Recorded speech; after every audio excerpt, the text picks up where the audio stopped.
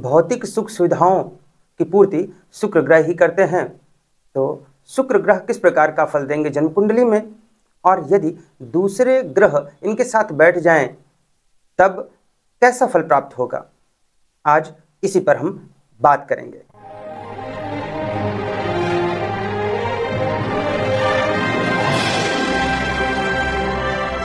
शुक्र ग्रह, इनके बिना आप सुख, संपन्नता, समृद्धि, ऐश्वर्य, वाहन, धन, इन सब की कल्पना भी नहीं कर सकते हैं। इसलिए किसी भी जन्म कुंडली में शुक्र ग्रह का बलवान होना और शुभ होना अति आवश्यक होता है।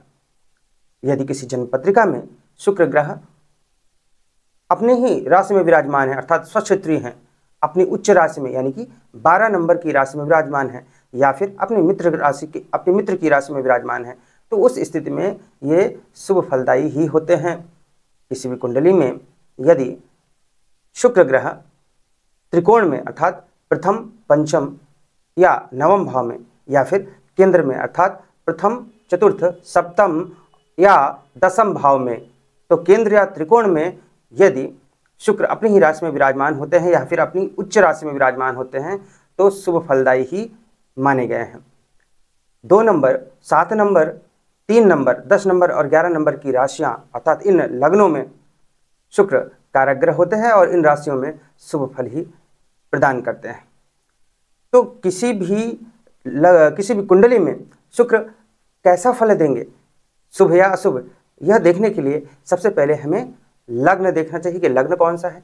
फिर हमें यह देखना चाहिए कि शुक्र किस भाव में है, शुक्र किस राशि में है, शुक्र कितने अंशों पर विराजमान है, यह आपको जरूर देख लेना चाहिए। यदि अपनी उच्च राशि में है तो आपको अच्छे फल देंगे। नीच राशि में विराजमान है अर्थात 6 नंबर की राशि जो कि कन्या राशि है, वहां पर शुक्र नीच राशि के होते हैं, तो नीच राशि में होने पर ये शुभ फल नहीं देते हैं तब तक जब तक कि वहां पर नीच भंग राजयोग का निर्माण ना हुआ हो।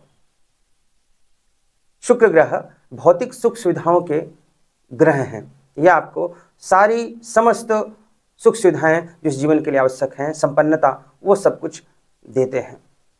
तो इनका बलि होना नितांत आवश्यक है। इनके अंशों को भी अवश्य देखें। तो आज हम बात करेंगे कि किसी भी कुंडली में शुक्र ग्रह के साथ यदि कोई दूसरा ग्रह विराजमान हो जाए, अर्थात शुक्र के साथ कोई दूसरा ग्रह युति बनाकर बैठा हो, तब किस प्रकार का फल मिलेगा। तो आइए इसी पर विचार करते हैं। अभी हम बात करने वाले हैं शुक्र ग्रह के साथ कोई अन्य ग्रह युति बनाकर जन्म कुंडली के किसी भी भाव में विराजमान हो तो उसके क्या फल होंगे। तो शुरुआत करते हैं। शुक्र ग्रह के साथ यदि सूर्य ग्रह युति बनाकर जन्म पत्रिका के किसी भी भाव में विराजमान हो और इनमें से कोई भी ग्रह नीच राशि का ना हो, तब व्यक्ति के मान सम्मान में वृद्धि होती है, उसका समाज में यश होता है, ऐसे व्यक्ति का आत्मविश्वास बहुत अच्छा होता है और कला के क्षेत्र में भी इसकी बढ़िया रुचि होती है।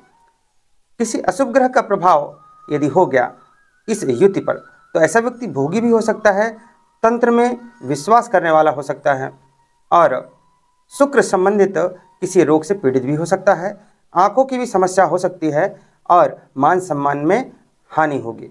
ये किस अवस्था में ऐसा होगा, जब शुक्र और सूर्य की युति पर किसी अशुभ ग्रह का प्रभाव हो, चाहे दृष्टि हो या साथ में विराजमान हो। सप्तम भाव में शुक्र और सूर्य, इनकी युति विच्छेदात्मक प्रवृत्ति वाली होती है। ऐसे व्यक्ति के दाम्पत्य जीवन में छोटी मोटी खटपट समस्याएं लगी ही रहती हैं। किसी भी व्यक्ति की जन्म पत्रिका में प्रथम भाव, पंचम भाव या एकादश भाव में यह युति होने पर अच्छा परिणाम ही देखने को मिलता है। अब हम बात करेंगे शुक्र और चंद्र की युति के बारे में। किसी भी भाव में, किसी भी जन्म पत्रिका में शुक्र और चंद्र एक साथ विराजमान हो जाएं, तब क्या होगा। यहाँ पर देखिए, शुक्र प्रेम का प्रतीक है और चंद्रमा भावना है। तो शुक्र और चंद्र की युति वाले व्यक्ति भावुक होते हैं। विशेषकर लग्न या पंचम से इस युति का संबंध हो जाए तो बहुत ज़्यादा इमोशनल होते हैं। ऐसे व्यक्ति प्रेम में पड़कर अत्यधिक भावुक हो जाते हैं। यदि अशुभ ग्रहों का प्रभाव पड़ जाए तब यह युति किसी परेशानी का भी कारण बन सकती है। ऐसे व्यक्ति रचनात्मक किस्म के होते हैं। ये लेखक, म्यूजिक के क्षेत्र में भी जा सकते हैं या फिर कवि हो सकते हैं। इन्हें सुख की चाह होती है। इस युति पर यदि अशुभ ग्रह का प्रभाव ना हो, मंगल की दृष्टि ना हो, तब सामान्यतया ठीक ठाक ही परिणाम देखने को मिलते हैं। यदि नीच राशि में बैठे किसी ग्रह की दृष्टि पड़ जाए तब इससे शुभ फल की उम्मीद नहीं की जा सकती है। राहु, केतु या फिर शनि जो कि क्रूर ग्रह हैं, इनकी दृष्टि नहीं होनी चाहिए। अन्यथा विपरीत लिंग के व्यक्ति के प्रति, अर्थात पुरुष है तो स्त्री के प्रति, स्त्री है तो पुरुष के प्रति वन वे अट्रैक्शन बहुत बढ़ जाता है, जो किसी समस्या का कारण बन सकता है। त्रिक भाव अर्थात 6वें, 8वें या 12वें भाव में और अशुभ ग्रहों का प्रभाव इन पर अच्छा नहीं माना जाता। अर्थात यदि शुक्र और चंद्र की युति त्रिक भाव में है या फिर किसी भी अशुभ ग्रह इनके साथ बैठे हुए हैं या इन पर दृष्टि डाल रहे हैं तो यह अच्छे परिणाम नहीं देती। अब हम बात करते हैं शुक्र और मंगल की युति का क्या फल होगा। किसी भी कुंडली में किसी भी भाव में शुक्र और मंगल एक साथ युति बनाकर बैठे हुए हों तो रिजल्ट सामान्यतया अच्छा नहीं होता है। आप देखिए यहाँ पर कि शुक्र भौतिक सुख सुविधाओं के कारक हैं और मंगल अग्नितत्वीय हैं। ये उत्तेजना उत्पन्न करते हैं, तो सुखों की चाह या भोग विलासिता की ओर वृद्धि करने के लिए ये प्रेरित करते हैं। भोग विलासिता की ओर आगे जाने के लिए ये प्रेरित करते हैं। भोग विलासिता की चाह या भौतिक सुख सुविधाओं की चाह अत्यधिक हो जाती है इस केस में। लेकिन ऐसे व्यक्तियों का जो मैनेजमेंट स्किल है वो बहुत अच्छा होता है। ये गणित के क्षेत्र में भी अच्छा परफॉर्म करते हैं। इनकी तर्क शक्ति भी उच्च कोटि की होती है। हालांकि जीवन में कई बार प्रेम का अभाव भी देखने को मिलता है। आकर्षण तो बहुत होता है परंतु प्रेम का अभाव होता है। ये व्यर्थ की बातें भी करने वाले हो जाते हैं, कई बार ऐसा देखा गया है। जिस भी व्यक्ति की जन्म कुंडली में शुक्र और मंगल एक साथ विराजमान होते हैं, उनका यदि वे पुरुष हैं तो स्त्री के प्रति, यदि स्त्री हैं तो पुरुष के प्रति आकर्षण अत्यधिक बढ़ जाता है। यदि अशुभ ग्रहों का प्रभाव हो तो ऐसा व्यक्ति दुर्व्यसनों में भी लिप्त हो सकता है। अब बात करते हैं शुक्र और बुध की युति होने पर क्या परिणाम होंगे। किसी भी जन्म पत्रिका में शुक्र और बुध एक साथ बैठे हों किसी भी भाव में तो सामान्यतया इनके रिजल्ट अच्छे ही देखने को मिलते हैं। शुक्र और बुध की युति को लक्ष्मी नारायण योग भी कहा जाता है और ये दोनों ग्रह आपस में मित्र होते हैं। यदि ये नीच राशि के ना हो, मतलब शुक्र और बुध एक साथ किसी भी भाव में बैठे हैं और नीच राशि के ना हो तो बहुत बढ़िया रिजल्ट दे सकते हैं। ये धन की स्थिति भी अच्छी ही रहती है ऐसे व्यक्तियों का, और कला के क्षेत्र में इनकी रुचि होती है। ये संगीत, गायन, म्यूजिक के फील्ड में इस तरह कलात्मक दृष्टिकोण से इनकी रुचि काफ़ी अच्छी होती है। कलात्मक क्षेत्रों में इनकी रुचि बहुत अच्छी होती है। ये अच्छे प्रवक्ता भी हो सकते हैं, गणित के क्षेत्र में भी अच्छे जा सकते हैं और 2 number, 7 number, 3 number, 6 number, 10 number और 11 नंबर की राशियों में यदि यह युति बन रही हो तो ये बहुत अच्छा परिणाम देते हैं। अब हम बात करेंगे शुक्र और गुरु की युति का क्या परिणाम होगा, क्या फल होगा। किसी भी कुंडली में शुक्र और गुरु की युति को अच्छा ही माना जाता है। ये अच्छे रिजल्ट देने वाली होती है। जिस भाव में ये बैठे होते हैं उस भाव के बल को बढ़ा देते हैं, उसके शुभ परिणामों में वृद्धि करते हैं। ऐसे व्यक्ति विद्वान होते हैं, प्रवक्ता हो सकते हैं, शिक्षक हो सकते हैं, उपदेशक हो सकते हैं। ऐसे व्यक्तियों में सुख भोग की चाह भी होती है, धार्मिक भी होते हैं। ऐसे व्यक्ति कला के क्षेत्र में भी अच्छा परफॉर्म करने वाले होते हैं, उसमें इनकी रुचि होती है। ये सोसाइटी को दिशा निर्देश देने वाले हो सकते हैं, मार्गदर्शन करने वाले हो सकते हैं लोगों का।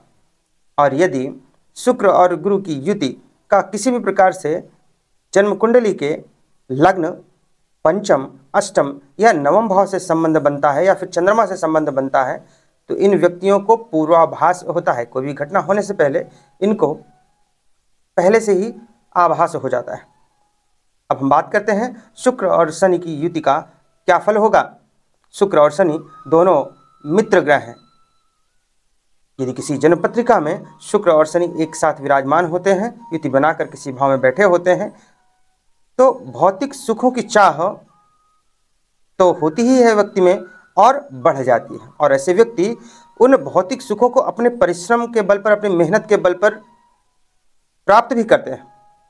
यदि दशम भाव से संबंध बन जाए शुक्र और शनि की युति का, तो सुगंधित चीज़ों का या फिर रंग बिरंगी चीज़ों का ये व्यापार करके उसमें भी उन्नति प्राप्त कर सकते हैं। जो भी चमक दमक वाली चीज़ें होती हैं उसका व्यापार करके ये अच्छे परिणाम प्राप्त कर सकते हैं।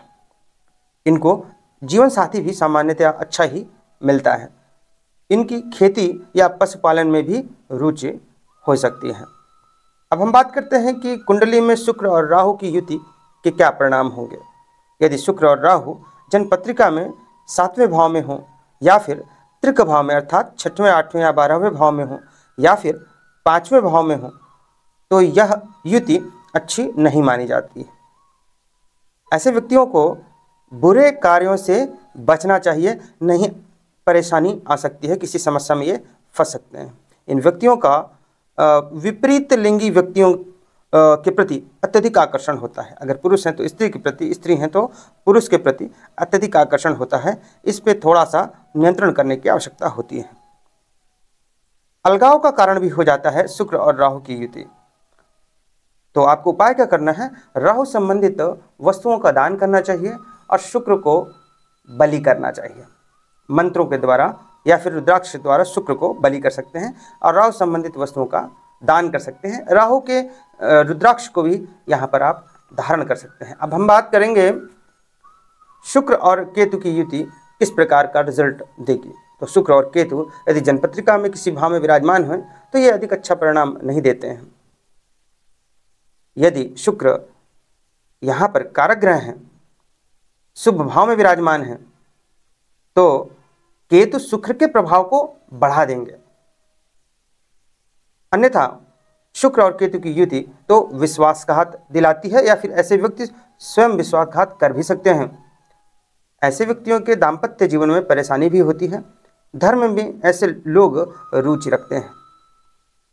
शुक्र और केतु की युति होने से शुक्र जनित रोग व्यक्ति को हो सकते हैं।